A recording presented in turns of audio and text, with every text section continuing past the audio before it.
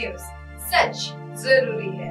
नमस्कार, MNS news live में आप सभी का स्वागत है। मैं हूं आपके साथ अर्शी अंसारी। आइए देखते हैं देश और दुनिया की तमाम खबरें। मनीष सिसोदिया के घर पहुंचने से पहले बिगड़ी पत्नी की तबीयत, अस्पताल में भर्ती, नहीं हुई मुलाकात। पीएम मोदी घटनास्थल के लिए हुए रवाना, कटक के अस्पताल का भी करेंगे दौरा। विपक्ष ने भारतीय रेलवे की सिग्नलिंग और सेफ्टी सिस्टम पर उठाया सवाल, रेल मंत्री के इस्तीफे की मांग।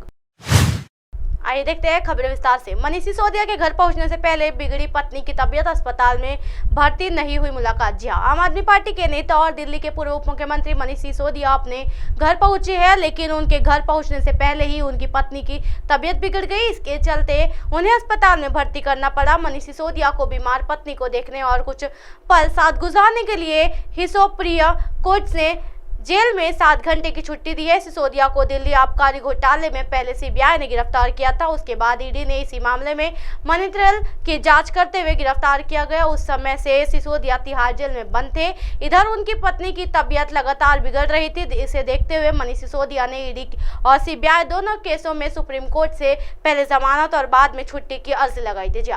इस मामले में उन्हें जमानत तो नहीं मिली, लेकिन सुप्रीम कोर्ट के निर्देश पर दिल्ली की राउत एवेन्यू कोर्ट ने 7 घंटे की राहत दे दी है। सिसोदिया ने कोर्ट में दाखिल अपनी अर्जी में पत्नी की तबीयत खराब होने का हवाला देते हुए कहा था कि उन्हें पत्नी के साथ रहने और उनके इलाज के अलावा देखभाल संबंधी का इंतजाम करने के लिए कुछ समय उनके साथ रहना चाहिए। उनकी इस अर्जी पर कोर्ट ने मानवीय अधिकार पर स्वीकार किया है। साथ ही व्यवस्था दी है कि सिसोदिया आज 3 जून की सुबह 10 बजे से शाम 7 बजे तक अपनी पत्नी के साथ रह सकते हैं और उनकी देखभाल में संबंधित अन्य इंतजाम कर सकते हैं। हालांकि इस दौरान उन्हें कुछ बाधाओं का भी ध्यान रखना होगा। इसमें मुख्य रूप से उन्हें मोबाइल फोन और इंटरनेट से दूर रहना होगा। इन चीज़ों का इस्तेमाल करने पर उनके खिलाफ कोर्ट में और कंटेस्ट का मामला चलाया जा सकता है। कोर्ट के आदेश के बाद शनिवार की सुबह दिल्ली पुलिस ने तिहाड़ जेल में रिलीज कर उन्हें उनके घर पहुंचा दी। दिल्ली पुलिस के सूत्रों के मुताबिक पुलिस एक टुकड़ी लगातार सिसोदिया के साथ ही बने रहेगी और उन्हें कोर्ट की दी गई व्यवस्था से मुताबिक छुट्टी की अवधि में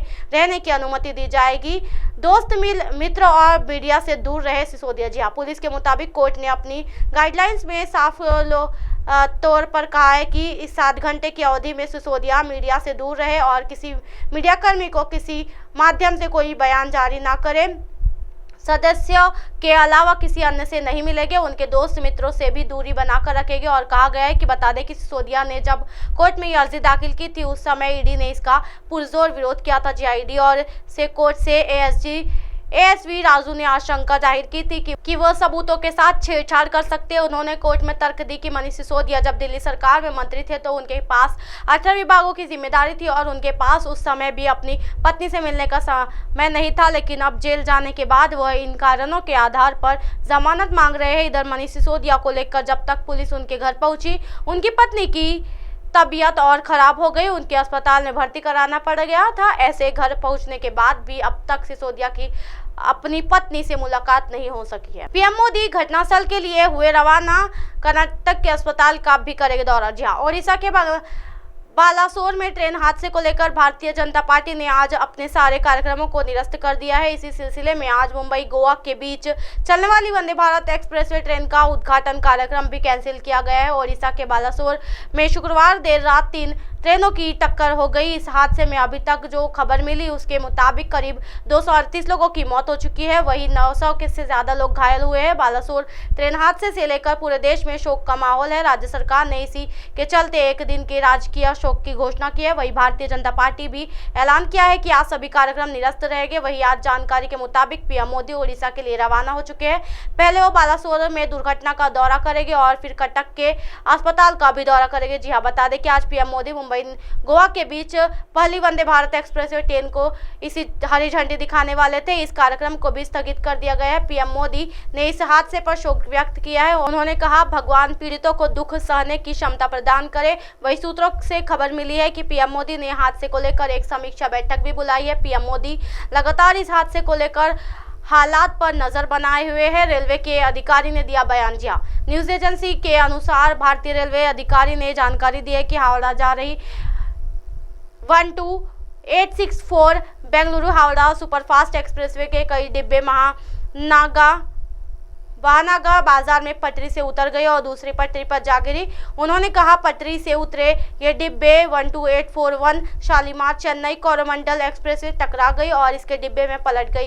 रेलवे अधिकारी ने बताया कि कोरोमंडल एक्सप्रेस वे के डिब्बे पटरी से उतरने के बाद एक मालगाड़ी से टकरा गए, जिसने मालगाड़ी भी दुर्घटना की चपेट में आ गई। जी हाँ, विपक्ष ने भारतीय रेलवे की सिग्नलिंग और सेफ्टी सिस्टम पर उठाया सवाल, रेल मंत्री के इस्तीफे की मांग की। जी हाँ, ओडिशा के बालेश्वर में कोरोमंडल एक्सप्रेसवे को दुर्घटनाग्रस्त होने से अब तक 233 यात्रियों की मौत हो गई है, वहीं 900 से ज्यादा लोग घायल हुए हैं। मौके पर राहत और बचाव का काम अब भी जारी है। हादसे की जानकारी मिलने के बाद राष्ट्रपति द्रौपदी मुर्मू, प्रधानमंत्री नरेंद्र मोदी और गृह मंत्री अमित शाह ने दुख जाहिर किया है। वहीं विपक्षी दल के नेताओं ने भी शोक व्यक्त करते हुए रेलवे की सिग्नलिंग प्रणाली पर सवाल उठाया है, जिसके कारण कथित तौर पर यह दुर्घटना हुई है। जी हाँ, टीएमसी के प्रवक्ता ने उठाए सवाल।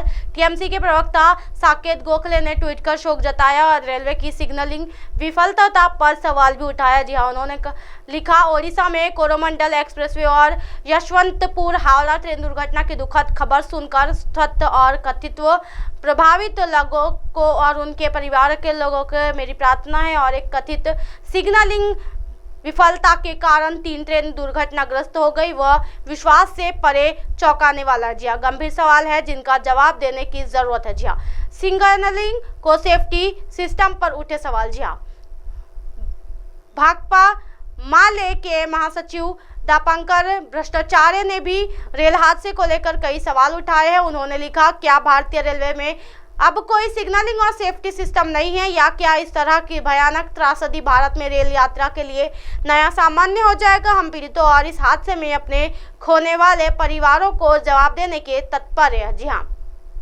रेल मंत्री अश्विनी वैष्णव के इस्तीफे की मांग। जी हाँ, सीपीआई सांसद बिनोय विश्वास ने इस घटना को लेकर रेल मंत्री अश्विनी वैष्णव के इस्तीफे की मांग की है। जी हाँ, वैष्णव ने एक ट्वीट में कहा कि सरकार का फोकस सिर्फ लग्जरी ट्रेनों पर है, आम लोगों की रेलगाड़ियों को और पटरियों को नजरअंदाज किया जा रहा है। उड़ीसा में मौत उसी का परिणाम है, रेल मंत्री को इस्तीफा देना चाहिए। भाजपा ने रद्द की सभी कार्यक्रम। जी हाँ, सत्तारूढ़ भारतीय जनता पार्टी के अध्यक्ष जेपी नड्डा ने एक ट्वीट में कहा कि दुर्घटना के मद्देनजर भाजपा ने केंद्र में अपनी सरकार के 9 साल पूरे होने के उपलब्ध में अपने सभी कार्यक्रमों को स्थगित करने का फैसला किया है। कांग्रेस अध्यक्ष मल्लिकार्जुन खड़गे ने पार्टी के पूर्व प्रमुख राहुल गांधी ने 2 जून का ओडिशा में ट्रेन हादसे पर दुख व्यक्त किया है और पार्टी कार्यकर्ताओं और नेताओं से बचाव के प्रयासों के लिए आवश्यक सभी समर्थन देने का आग्रह किया है। अब आप हमारे चैनल को आपके मोबाइल पर भी देख सकते हैं। मोबाइल ऐप पर देखने के लिए प्ले स्टोर से MNS news TV app download करें। इंस्टा, लिंक, ट्विटर, हाईकुक, फेसबुक और कई सोशल मीडिया के प्लेटफॉर्म पर हमारा चैनल उपलब्ध है। आप इसे यूट्यूब पर भी देख सकते हो। आप हमारे चैनल को लाइव भी देख सकते हो www.mnsnews.com पर। फिलहाल वक्त हो चला दर्शकों ब्रेक का। ब्रेक से लौटने के बाद देखिएगा देश और दुनिया की तमाम खबरें। बने रहिए एमएनएस न्यूज़ पर। नमस्कार।